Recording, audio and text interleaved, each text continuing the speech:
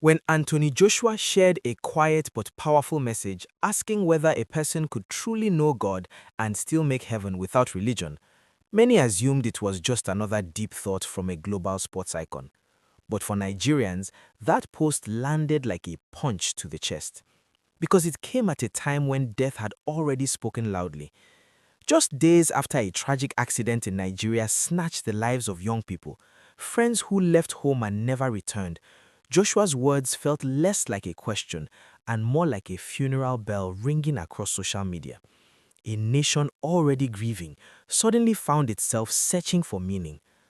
Was it coincidence? Was it reflection?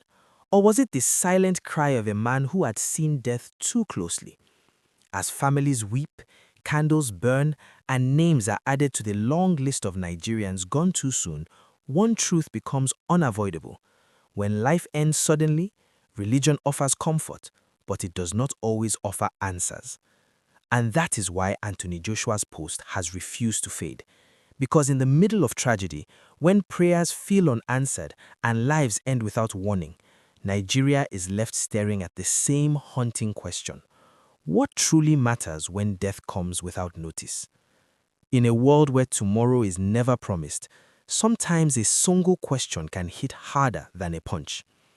Can you have a deep relationship with God and make it to heaven without religion? That was the simple but heavy question shared by Anthony Joshua, a man known globally for strength, discipline, and survival inside the boxing ring. But outside the ring, the question landed differently, especially in Nigeria, where death has once again reminded everyone how fragile life truly is.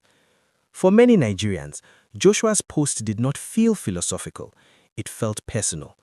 Because just days ago, a tragic accident on Nigerian soil wiped out lives in seconds. Young people, friends, brothers, sisters, people who woke up with plans, jokes, and faith that they would return home. They didn't. Some of them were deeply religious, some were not, but all of them were human. And now, families are left asking questions no church service or mosque sermon can fully answer. Nigeria is one of the most religious countries in the world. Churches overflow, mosques fill up before dawn, prayer camps stretch for miles. Yet accidents still happen. Buses collide, roads fail, buildings collapse, explosions rip through lives without warning. The friends lost in that accident were not criminals. They were not evil. They were not unprepared. They were simply unlucky in a country where danger moves faster than destiny. That is why Anthony Joshua's question cuts deep. Because in moments like these, Nigerians don't argue about doctrines, they cry about souls. Was their faith enough? Did they pray enough? Did they attend the right place of worship? Or does God see the heart before the label?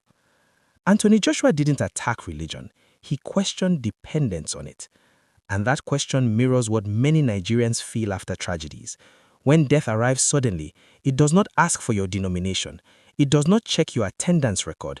It does not wait for confession or last prayers. Those friends who died did not have time to kneel, but many had lived with kindness, with love, with conscience. In Nigeria, we are taught that religion is the road to heaven. But moments like this accident force a harder truth into the open, that life itself is the test, not just the rituals around it. Every tragic accident in Nigeria reopens the same wound: bad roads, poor safety, weak systems, slow emergency response. While families bury loved ones, the country moves on until the next disaster. Anthony Joshua's post unintentionally became a mirror. It reflected a nation where people pray hard but die fast, where faith is strong but protection is weak.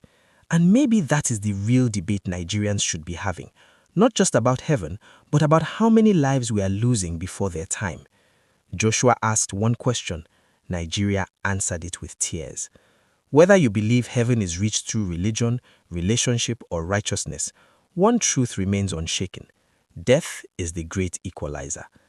The friends lost in that accident didn't plan to become a lesson, but their deaths now sit at the center of a national reflection, one that challenges blind faith, shallow religion, and a system that keeps failing its people. In the end, Anthony Joshua didn't provide an answer. He only reminded us that life is short, faith is personal, and death does not wait for explanations. And in Nigeria today, that question echoes louder than ever.